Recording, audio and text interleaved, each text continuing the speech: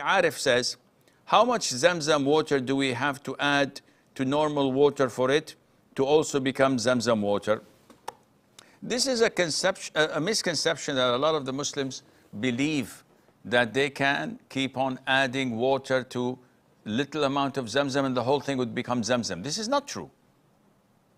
Adding normal water to Zamzam water would give it some of the blessing of Zamzam. And yes, it can be also used to heal and cure illnesses like Zamzam, but it depends on the amount.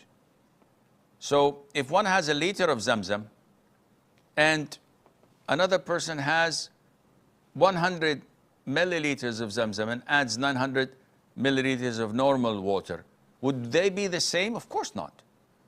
The one with the 1 liter pure Zamzam has more benefits and healing powers and answering of the dua and barakah than the one that has 100 milliliters and added 900 milliliters of normal water to it.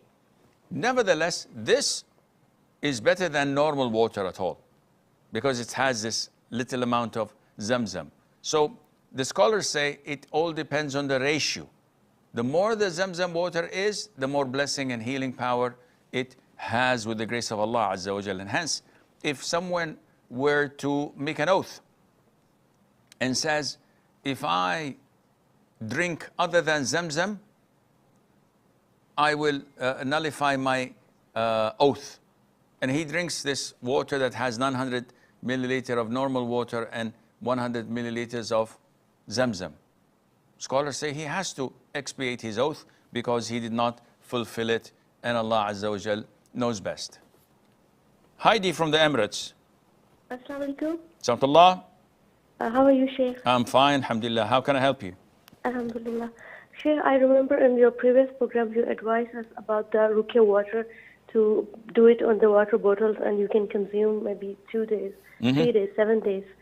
Is it possible if you can do the Ruqya water on the water dispenser, the huge big bottle, and we can consume even for our tea, for drinking day and night? Of course, you can do that without any hesitation or problem. Now, the best water to do Ruqya upon is Zamzam.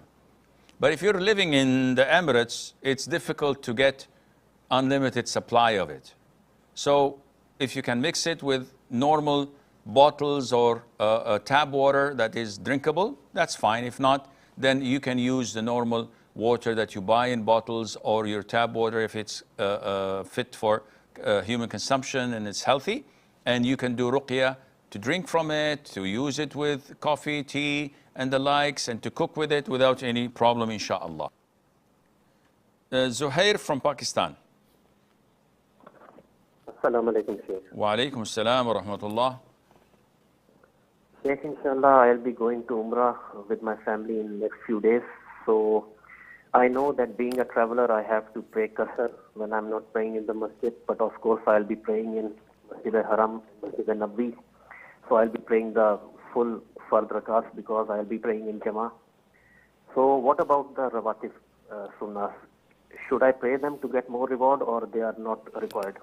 The Sunnah for a traveler, as the Prophet used to do, alayhi salatu wassalam, is to skip the Rawatib prayers, the Sunnah prayers of Dhuhr, Maghrib, and Isha. So the 4 before Dhuhr, the 2 after Dhuhr, the 2 after Maghrib, and the 2 after Isha, the Prophet, when he traveled, used to skip them. So you don't pray those. Even if you pray complete prayers behind the Imam in the Masjid al-Haram in Mecca or in Medina, in Masjid al-Nabawi, you complete your prayer because you are a follower of the Imam. But you skip these Rawatib. Other than that, if you decide to stay in Haram and you want to pray 10 or 20 rak'ahs, voluntary prayers, when the time is permitted, the sky is the limit. You want to pray duha prayers, you want to pray between adhan and iqama, you want to pray night prayers, tahajjud, witr, all of these are still valid and permissible.